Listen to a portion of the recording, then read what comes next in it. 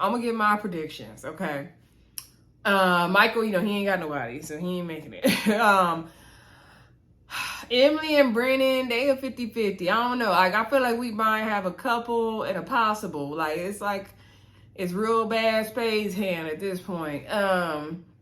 For sure for Beca and Austin, I see it for them. I don't see it for my girl Lauren and Orion. I don't see it. I feel like Lauren. Hey everybody, welcome back to the Brandy Yvonne channel. Of course, I'm your girl, Brandy Yvonne. Here on my channel, we do fun reviews, recaps, and discussions of all of our favorite shows, y'all. This video, we are reviewing a new show for our channel. It's a new show, okay? We are reviewing Married at First Sight, Season 17, Episode 1, High Matrimony, I believe was the title. Before we get into it, please hit that subscribe button, y'all. I really need y'all help to grow this channel. And it can't happen if y'all don't subscribe to the channel. Thank you for continuing to view the content. Comment down below. Y'all be coming through with them comments. If you are part of the Brandy Yvonne family, welcome back. If you watch Married at First Sight, come on through, okay? Also, make sure you like the video and share the video where you like to share your content. So, just to give y'all background, I've not watched every single season of Married at First Sight, okay? I never really got into the show. My first season really watched. I actually started watching the show from watching hearing other YouTubers review it, and it sounded interesting. And I was like, let me see what they really talking about on this show. Okay, so I think the first season I watched was season 15, I think. It's the San Diego season, okay? And y'all know I'm in California, but I'm in Northern California. San Diego's like 8 hours from me, y'all. But either way, I could still, relate. I've been to San Diego plenty of times. So San Diego season was interesting. They had a lot going on. No matches really. Then I think we had Nashville. Nashville was boring. So I was going to review Nashville, but it didn't work out. And I was glad I didn't, because y'all know that season was boring. So then I was like, okay, maybe I did do the reunions for both San Diego and Nashville though. So check those out. They're on the channel. So then I was like, okay, I'll try to commit to Denver. Denver was looking a little shaky with the previews. I was like, oh no, I ain't got a lot of melanin popping. But you know what? After I really got into the episode tonight, I could really get into it. I'm gonna try to stick with it. So let's get into the episode. We're gonna go out of order. We're gonna not go hit on every single detail because episode 1 of Married at First Sight gives nothing for me. And I'm not reviewing when the experts go to their house and tell them they got a match and looking through their closets and stuff. We're not talking about all that. Okay, we don't have time for that. Now, also, Married at First Sight, don't play in our face this season the way you did last season, because they're gonna build us up for nothing last season. And I feel like they might do that again this season. I hope not, because I'm trying to stick beside them. Now, episode, they kind of edited it differently this time, I would say. They start out showing Michael getting married, and they showed that looks like someone possibly left him at the altar. And so I was like, well, how are they going to edit this? Because they got to show the other girl. We can put 2 and 2 together, but they didn't. So they figured out a way to make it work. So they didn't spoil it, because I thought they were about to spoil it. Also, last night I was watching the episode and I had it playing in the background, but I was trying to multitask because y'all had a bunch of stuff going on. But anywho, so in my mind, Michael and Orion was the same person, okay? Or I had them switched. So I was highly confused. So I was like, I thought Orion was marrying a black girl, but she didn't leave nobody at the altar. Come to find out it was Michael, so I got everybody straight now. So like I said, they show Michael. See, I'm doing it again. I think it's the hair. The hair looked the same. And by the way, I didn't know so many Native American people in Denver. I never knew that. Also, Denver looking cold. Now, Denver people, outside on y'all a little bit, but I'm gonna give y'all a chance. Denver was giving, glad I live in California. That's what Denver was giving for me. It's looking real cold. They got all that snow. It looked like one of them places that got all 4 seasons, though. I will say that. Because, like, here where I live, like, winter time for us get to, like, the 50s. I don't even think we get to the 40s. it don't snow in this part of California. So, yeah, but it get real hot though, in the hundreds. So, yeah, like right now, like today, it was 97 degrees and it's October. So it is what it is. But, anywho, like I said, we see Michael. They did his little package. I think he does something on the computers, y'all. He said he liked to wear his different styles and stuff. I believe he said he's a Native American. I don't remember the tribe. Everybody on the show, I think, is somewhere near their 30s. Everybody's over 25. Like, I think 27 might have been the youngest age I've seen. Correct me in the comments if I'm wrong about that. So I'm glad there's nobody super young like they was doing on Love is Blind or last season. And so Michael, you know, he said he came in the wedding with a crown and a scepter or something. And I was like, what's happening? He had his ponytail and I was like, I don't know. They did his little package. He said he likes to dress different kind of ways, but he also said he's moldable. Like if his wife wants to change his style or change him in any way, he's open to that. And I was like, really? That's weird. Like, it's okay to be yourself. Like, if she can't accept you for who you are now, would I be into his particular style of dressing for him? No, but I feel like he pulls it off because that's his personality. Okay. So we didn't get like a female package to go with that because, like I said, they're trying to, you know, lead to the whole buildup of him being left at the altar. But we know it's him for sure.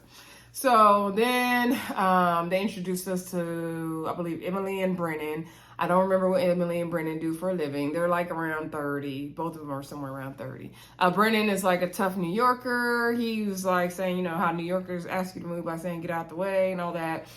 He has a tough exterior. He said he used to cry about things easily, but now he doesn't. I think his parents are both from Russia. We learned later on at the wedding. Emily, she kind of tries to be a tough girl herself. She seems to be like maybe emotionally unavailable. I think Brennan does too. Emily is like the life of the party. That's what she considers herself. She says she's never been in a relationship, never been in love. She always goes on 3 dates and then it doesn't work out. She said the guys be ghosting her after 3 dates. And she's not sure if it's her or if it's them, but that's why her standards are high. And I'm like, now granted, guys do be doing that. They be trifling. But I'm also feeling like, Emily, you might be the common denominator girl. You might want to look inside yourself and figure out what the hell's going on because all that ghosting.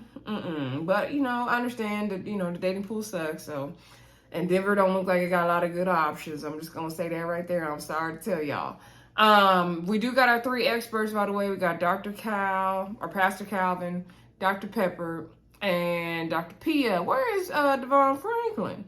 Anywho, Dr. Pia looked like she's full-time expert this season. Speaking of the experts, I need y'all to show up full-time this season and not be phoning it in. I need you to be there. I need you to help these people through the process. So, okay, so that's pretty much Emily and Brennan. Y'all, they don't be giving nothing in these parts, I'm telling y'all. So then we get introduced to Orion and Lauren. So Orion, like I said, somewhere near 28, 29, 30, I don't know. He's an electrician. I believe he said he's Navajo Native American tribe. And I did appreciate that we're learning a lot about the Native American tribes and stuff in this episode in this season. And so he said for that particular tribe, they're very much, I guess, into masculine and feminine energy.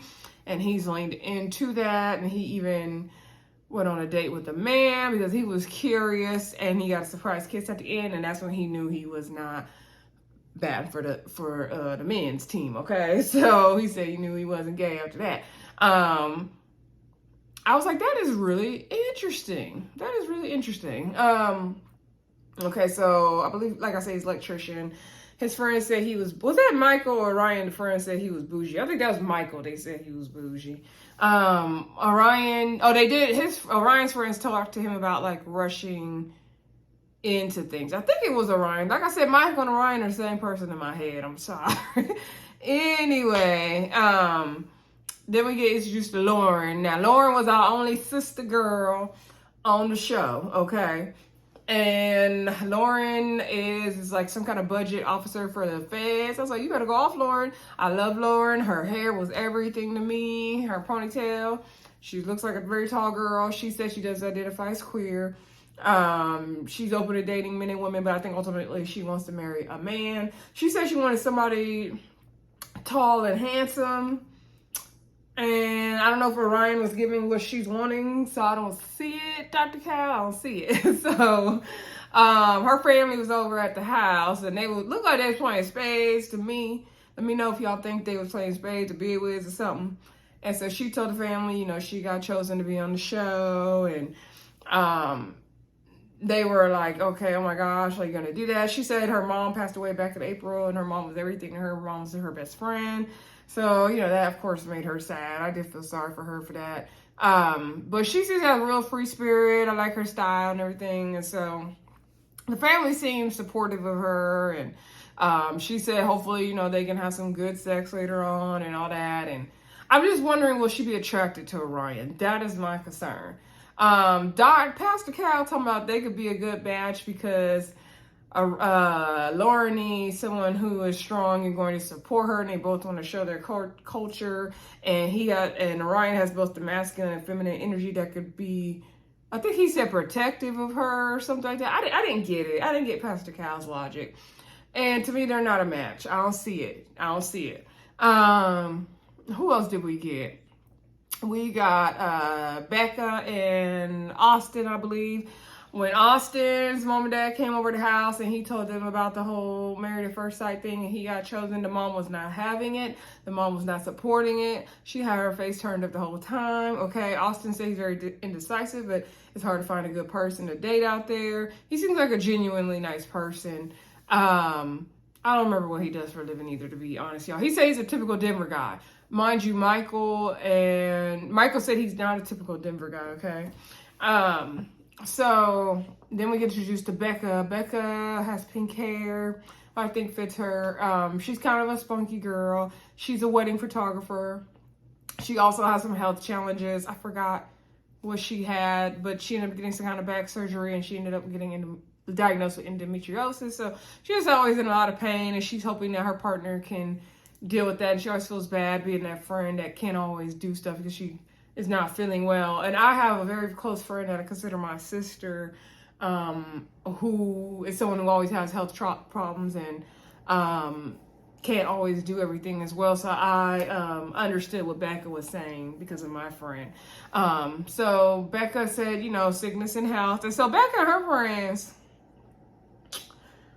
they was making a pizza, right? And they was all touching the dough and stuff with their hands, which was fine. Like, I'm going to assume and hope and pray to God that they wash their hands.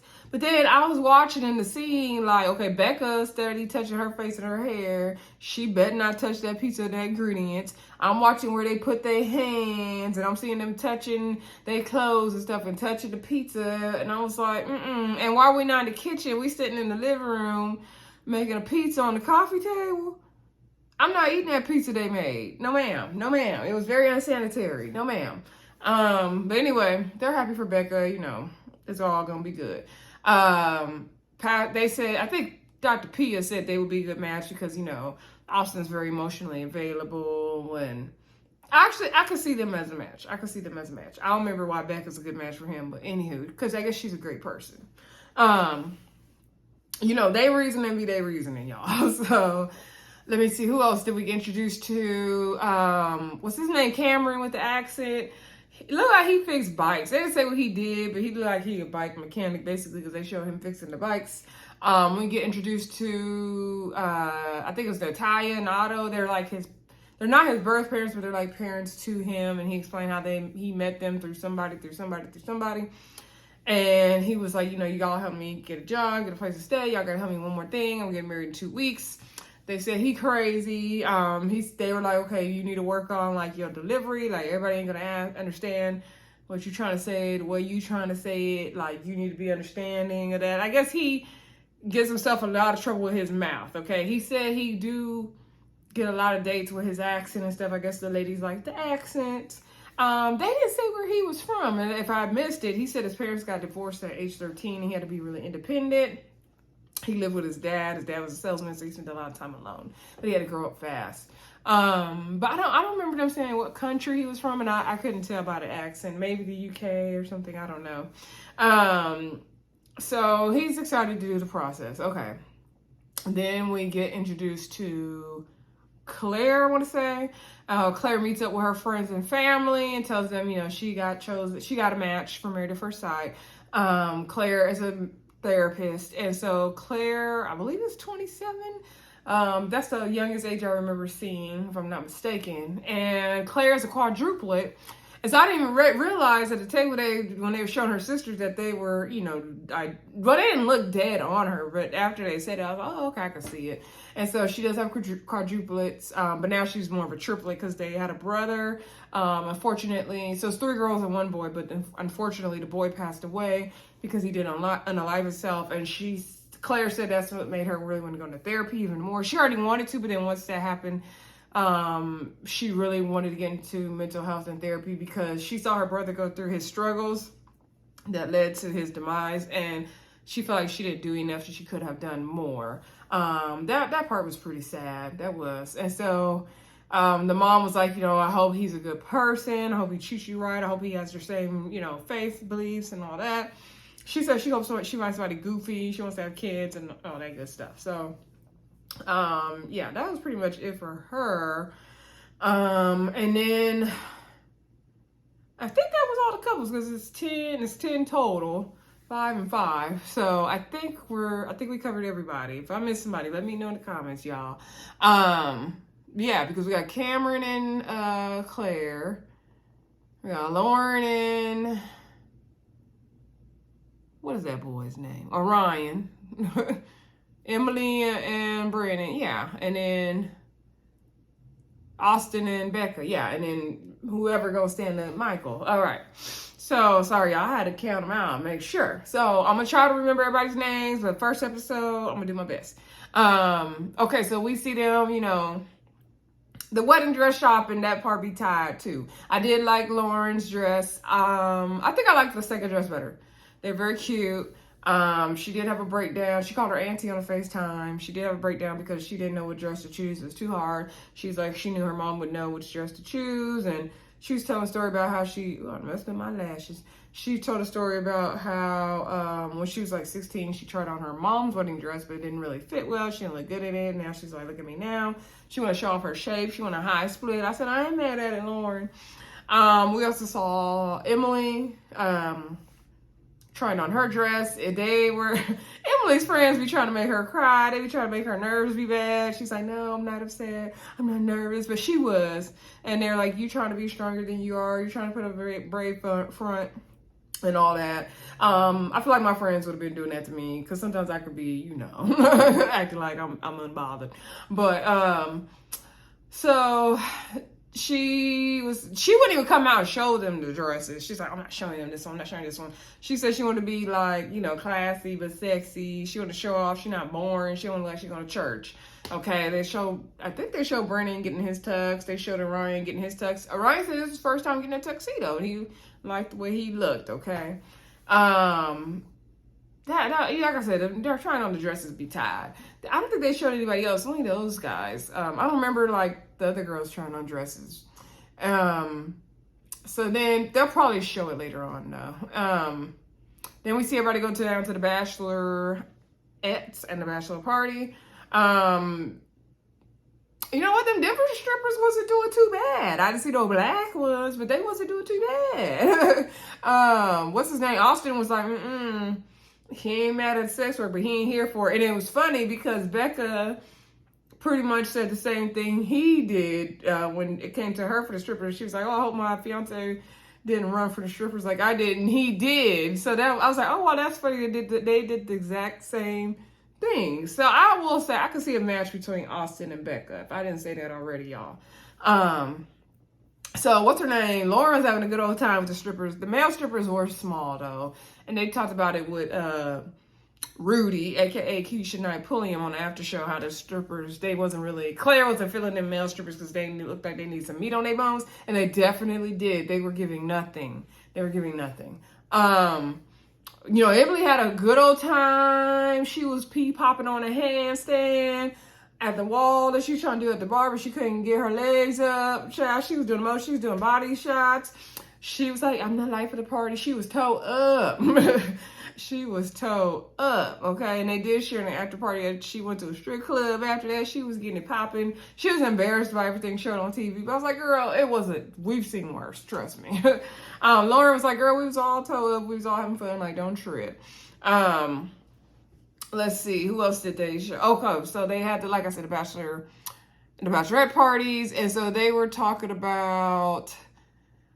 They showed both groups talking about sex and the size, okay, of the man's parts. And Lauren says she's been with some pretty big sizes, and she's known now that she don't need the biggest thing in the world to make it happen for herself, okay?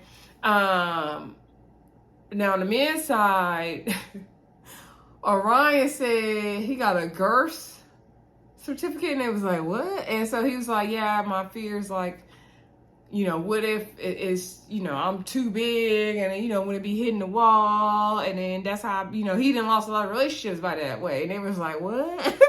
And so basically, I guess Orion's saying he working with a lot is what he's saying. And I was like, oh, okay. Austin was like, he ain't trying to talk about that.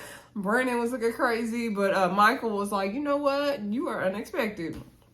Yeah, that was very unexpected from Orion. They was like, yo, he get his drinking on, he really be going for it. So then they start showing the weddings, because when they show, let me back up. When they show Michael's wedding and him getting stood up, which I don't think is the real scene, then they said 2 weeks earlier. They flashed it 2 weeks earlier. Then they started showing the matches and everything. So now we're at Emily and Brennan's wedding, and Brennan couldn't sleep at night. He's not sure about how his parents will receive Emily, because what if she's real American? His parents are real Russian based, because they was born and raised there. So he doesn't know. His parents have been married for 30-something years though. Emily, she's trying to act like she's super excited. She's super ready. She's not nervous, but then she's getting nervous. She's sweating. She needs some air, and she doing all this stuff. I was like, she gonna catch a cold, because it looked real cold in Denver. It was snow on the ground, and she had to go outside. She fanning herself, and one of her friends was like, oh, what if this guy ghosts you? Like, the other people that ghost you in the past. She said, I don't want to have negative thinking. And then the same friend later, I was like, oh my God, she mean the most to me, and da-da-da. And then they were trying to make her cry, basically. And then she's like, you had one job. And so she be trying not to cry and all this stuff. But she did get emotional and all that. And I was like, oh my God, Emily, I don't know. She let, they did get to the altar. They saw each other. I can't tell for sure if they like each other yet. It looks like they do. And she said it's her first relationship. Okay, and she's never been in love, but she hopes to fall in love with Brenan. And so Brenan said he will be giving her, these are the vows, be giving her surprise flowers. They can go to the drive-thru, to the fast food late at night on a Tuesday. She was here for that. They could be a match, y'all. And then after that wedding, I think that wedding is pretty much how they ended the show, y'all.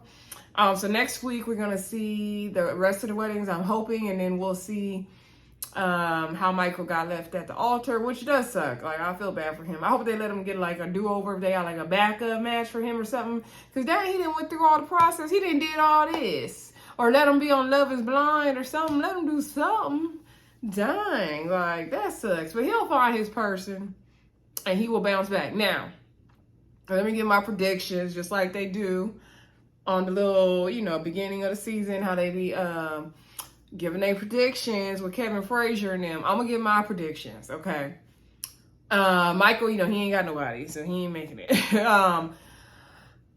Emily and Brennan, they are 50-50. I don't know. Like, I feel like we might have a couple and a possible. Like, it's real bad spades hand at this point. For sure for Beca and Austin, I see it for them. I don't see it for my girl Lauren and Orion. I don't see it. I feel like Lauren will be nice, but I don't think she's going to be physically attracted to Orion. I just don't see it. I'm not sure if he's going to be strong enough for her. I'm not sure. So I don't know. I'm going to say no for them. I'm gonna say maybe for Brennan and Emily. I'm gonna say yes for Beca and Austin. Claire and Cameron, I'm gonna say maybe because I don't think she gonna put up with his BS if he talking crazy, and it sounds like he might be talking crazy. So I don't see her putting up with that. She like she don't put up with too much. So I don't know about that one. Okay, I don't know about that one. Is that all the couples? Yeah. That y'all. I don't see it. Yeah. So like I said, we might got one in a couple possibles, but that is about it. Okay. But for sure, it's a no for me with the Lauren and Orion. But I could be wrong. Yeah, y'all let me know what y'all think in the comments. Yes, because we got Claire and Cameron, Brennan and Emily, Lauren and Orion. Who am I missing? Oh, and Beca and Austin. Okay, I said all of them. And Michael ain't got nobody, which sucks. Do y'all agree with the experts and their reasoning? Let me know who y'all think gonna make it to the end. Like I said, I just see 1 and 2 possibles this season. I feel like the experts, their options are real few down in Denver. But y'all let me know what y'all think in the comments. Don't forget to like, subscribe, and share. My goal moving forward is to give y'all Married at First Sight every Wednesday night, but every now and then it might be a Thursday, okay? And I'll talk to y'all soon. I'll see y'all tomorrow probably about Ready to Love, Make a Move. If you are a fan of that show, join me tomorrow night. And we definitely will be reviewing that show. Talk to y'all soon. Bye.